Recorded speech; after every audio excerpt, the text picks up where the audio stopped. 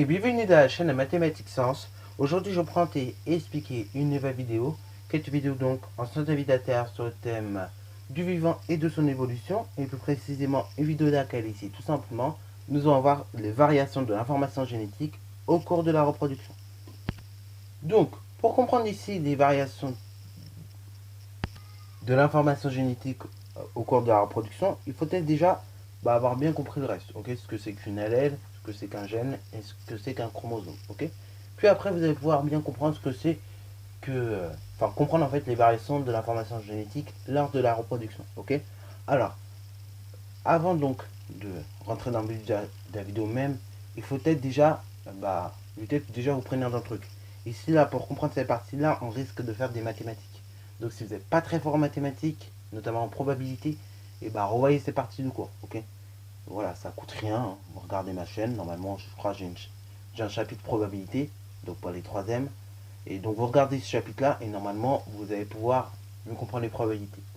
Parce que là, les probabilités vont être fort utiles pour cette vidéo. Probabilité, simplification fraction, ça peut être très très fort utile pour cette vidéo. Alors du coup, pour comprendre comment cette information génétique va varier lors de la reproduction, il faut déjà comprendre que lors de la reproduction, déjà on transmet la moitié de son patrimoine génétique. C'est-à-dire le père va transmettre la moitié de son patrimoine génétique via ses spermatozoïdes, et la mère, via l'ovule, va transmettre aussi la moitié de son patrimoine génétique. Voilà, donc les deux vont transmettre la moitié de leur patrimoine génétique, de sorte que leur enfant reçoive tous leurs chromosomes comme il faut. Oui, parce que si vous comptez un petit peu, votre père va donc, en tout on a 46 chromosomes. Votre père va donc vous transmettre la moitié de ses chromosomes, donc 50%, soit 23 chromosomes. La mère, c'est la même chose, 50% des 46 chromosomes, soit 23 chromosomes en tout. Et le tout va être assemblé ensemble, Il va y avoir un nouveau phénotype qui sera créé. Et ce nouveau phénotype aura au total 46 chromosomes, Donc là, ce qui va se passer, en fait, c'est que vous allez avoir une formation des cellules reproductrices de votre enfant, Et à ce moment-là, du coup, vous allez avoir ce qu'on appelle une méiose, Voilà, donc la méiose, pour vous schématiser ça, donc vous avez des cellules du père à l'origine des spermatozoïdes dans les testicules, par exemple, et vous avez pas mal de chromosomes, en tout vous en avez 4. Vous avez deux paires de chromosomes sexuels et la paire de chromosomes numéro 9. Ah oui, faites bien attention aussi, quand vous avez des paires de chromosomes comme ça, et c'est toujours intéressant de marquer sur quelle paire de chromosomes on travaille. C'est bête, mais si vous pouvez le marquer, c'est toujours intéressant, Au moins, vous ne perdez pas trop de points. Sauf si dans l'énoncé, bien évidemment, on ne vous dit pas sur quelle paire de chromosomes on travaille. Dans ce cas-là, oui, vous n'êtes pas obligé de le noter. Donc du coup, voilà. À partir de ce moment-là, le père va demander comment je vais transmettre mon patrimoine génétique, Et donc, comme je vous l'ai dit, pour tout individu en général, on transmet la moitié de son patrimoine génétique. C'est-à-dire donc vous allez avoir 50% du père et 50% aussi de la mère, Donc là, on va étudier seulement dans le cas du père, donc des testicules, et donc on va regarder la paire de chromosomes numéro 9. Vous avez deux possibilités pour votre enfant. Soit il peut être groupe A, donc groupe sanguin A, ou bien groupe sanguin B, enfin O, pardon.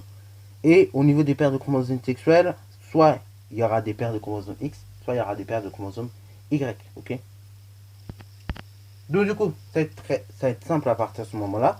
Et on va tout simplement partager cela en deux, Donc, du coup, on va associer les paires de chromosomes les paires de chromosomes sexuels avec la paire de chromosomes numéro 9 à chaque fois, De sorte à avoir seulement deux chromosomes sur chaque spermatozoïde, Donc du coup, ce que nous allons faire, par exemple, on pourra associer la paire de chromosomes numéro 9 qui donne le groupe sanguin A avec le X, Puis ensuite, la paire de chromosomes numéro 9, groupe sanguin B avec le Y.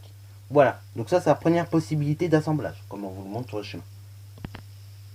Et de même, on pourra aussi penser que le père, ce coup-ci pourrait avoir avec lui dans ses spermatozoïdes la paire de chromosomes 9 qui donne le groupe sanguin O avec le X, et la paire de chromosomes 9 qui donne le groupe sanguin A avec le Y. Voilà, c'est deux assemblages possibles.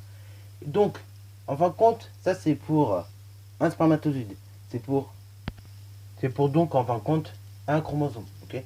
Faut savoir que quand vous formez un bébé, voilà, vos chromosomes peuvent être séparés de manière complètement aléatoire. En fait, on prévoit ça comme ça, mais on ne sait pas vraiment comment ça se passe. Enfin, si, il y a deux possibilités, mais on ne sait pas quelle sera la bonne, ok? Quelle sera celle qui sera faite, ok? Donc voilà, vous. En fin de compte, c'est toute une histoire de probabilité. Les chromosomes vont être séparés de manière complètement aléatoire, ok? Voilà, vous. Et bah, comme vous avez pu le voir, ils vont être réduits de moitié. Et à chaque fois, bien évidemment, vous allez avoir deux possibilités d'assemblage de chromosomes, ok? Donc, sur les 23 paires de chromosomes, vous aurez à chaque fois deux possibilités d'assemblage. C'est-à-dire, vous aurez 2 fois 2 fois 2 fois 2, ainsi de suite. Vous multipliez comme ça 23 fois. Et donc, ça vous donne tout simplement, ça donne quand même 8 388 608 individus complètement différents, ok? Alors oui, bien évidemment, dans le monde, on a quand même un clone de soi-même. On est quasiment 8 milliards sur Terre. Donc voilà, 8 milliards sur Terre, on a quand même des clones de nous-mêmes, plus ou moins. Mais voilà, ça vous donne quand même plus de 8 millions de possibilités d'assemblage. Vous voyez? Donc 2 exposant 23 possibilités, c'est quand même plus de 8 millions d'individus complètement différents. Pour des espèces dont le nombre de paires de chromosomes est plus élevé, comme le chien, vous allez par exemple avoir 2 exposant 37 possibilités. Ce qui donne déjà un nombre beaucoup plus élevé. Environ, donc je vais arrondir, hein, 1,37 fois 10 exposant 11 bah, possibilités d'assemblage, ok? Ce qui est très très très énorme, on va pas se mentir, ok? Et donc si vous voulez l'avoir en version décimale, ça vous donne environ 137 milliards de possibilités de chiens différents, ok? Donc ce qui est totalement énorme, ok? Alors après, bien évidemment, pour des carotypes où on a moins d'espèces, enfin moins de chromosomes, pardon, moins de paires de chromosomes, on a beaucoup moins d'assemblage, ok? Moins de possibilités d'assemblage. Donc forcément, la diversité est moins en moins élevée, ok? Voilà, donc vous voyez, ça aussi c'est une deuxième cause qui fait que la diversité pardon, est énorme.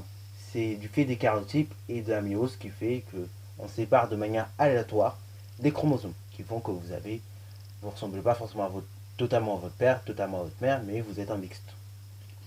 Donc du coup, maintenant nous allons passer à une autre représentation de ça. Donc on va utiliser notamment un tableau, enfin ce qu'on appelle un tableau de croisement.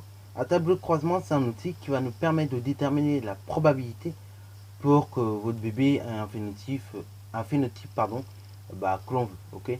Alors que l'on veut plus ou moins, ok?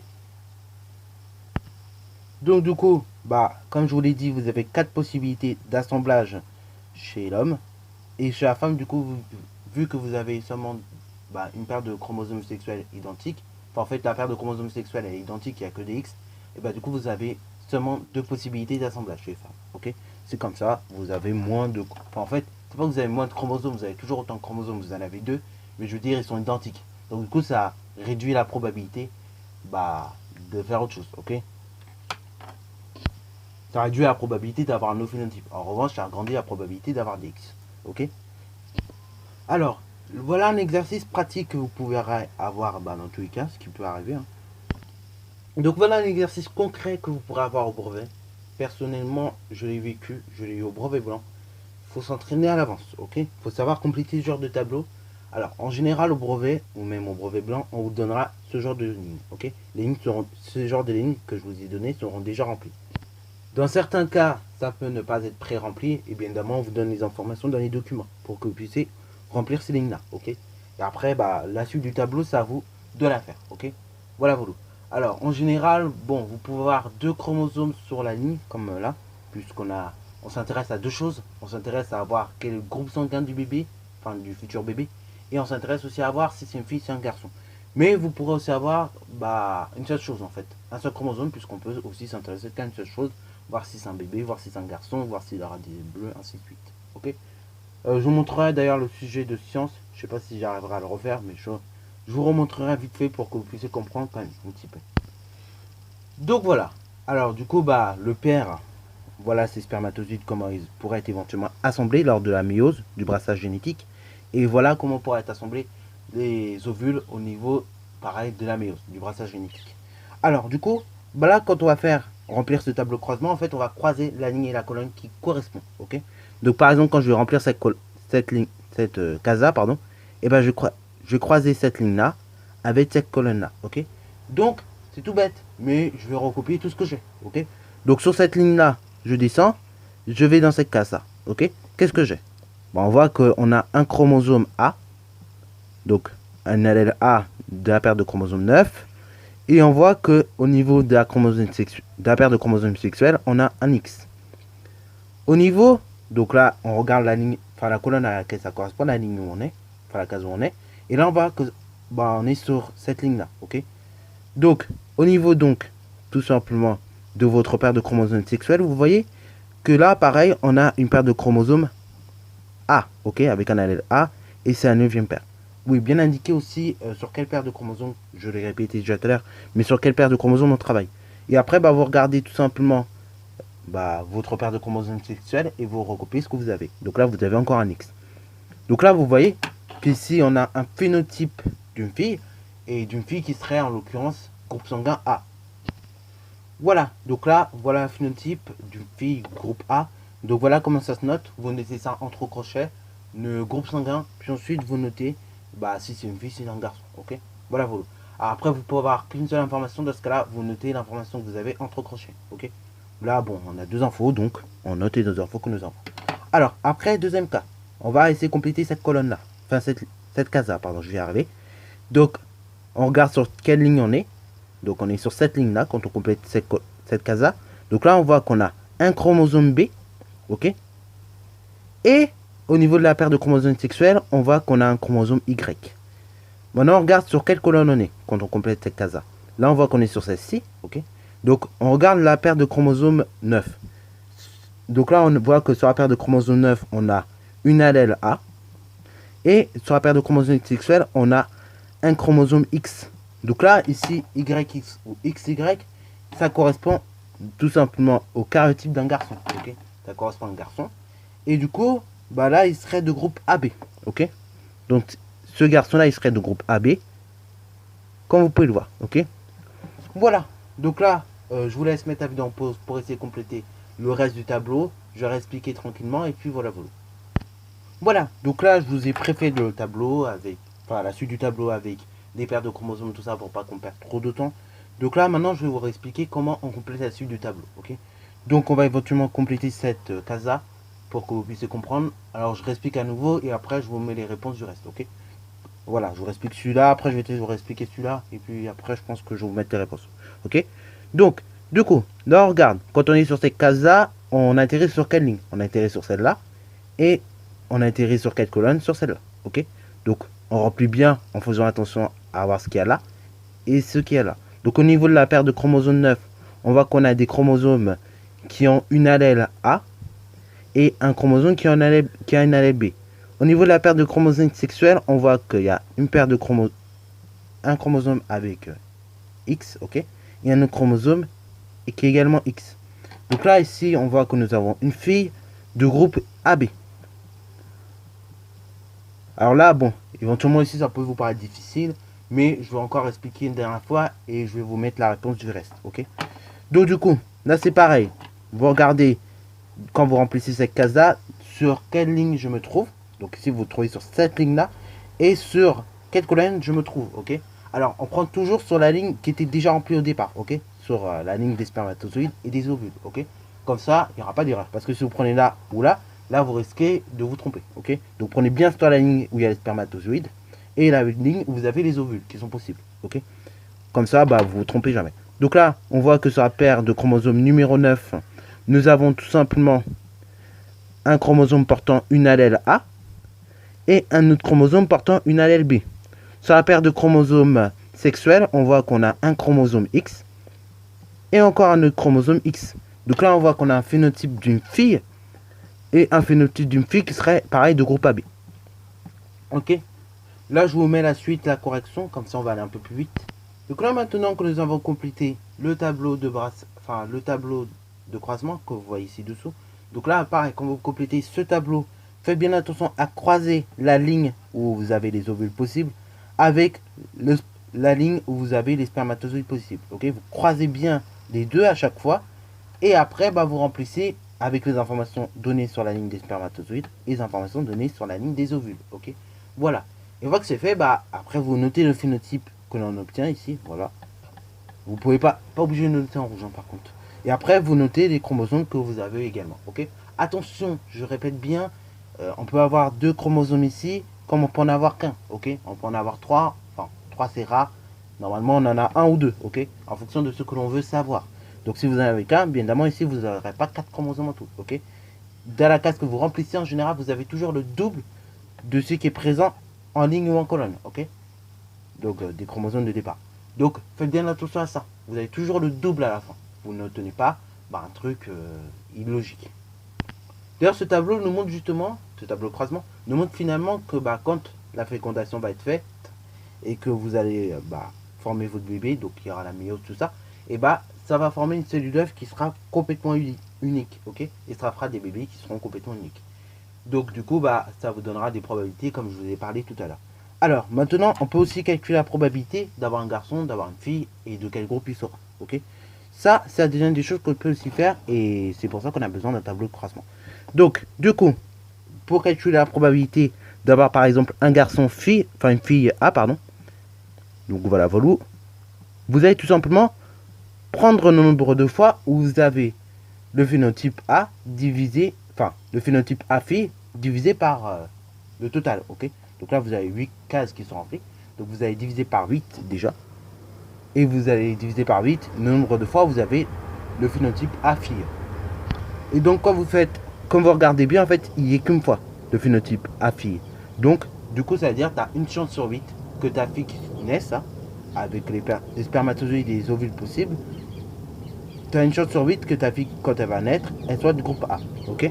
Alors, après, tu peux aussi calculer la probabilité d'obtenir un garçon AB. Ok. Donc, pareil, tu prends le nombre total qu'il y a de phénotypes possibles, donc il y en a 8, et tu divises par le nombre qu'il y a de phénotypes AB garçon. Ok. Donc, AB garçon, on le voit une fois, on le voit deux fois, et puis on le voit même 3 fois. Ok. On le voit même 4 fois. Donc, en tout, vous avez 4 chances sur 8 d'obtenir un garçon AB, ce qui représente une chance sur 2. Ok. Alors, oui, vous pouvez réduire vos fractions, vous pouvez même mettre en pourcentage, hein, c'est autorisé. En cours de SVT, on est autorisé aussi à utiliser les pourcentages. Voilà. Donc, si vous voulez mettre en pourcentage, ça fait 50%.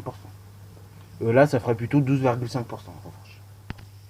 Ensuite, on peut tout simplement regarder aussi la probabilité d'avoir un garçon de phénotype A.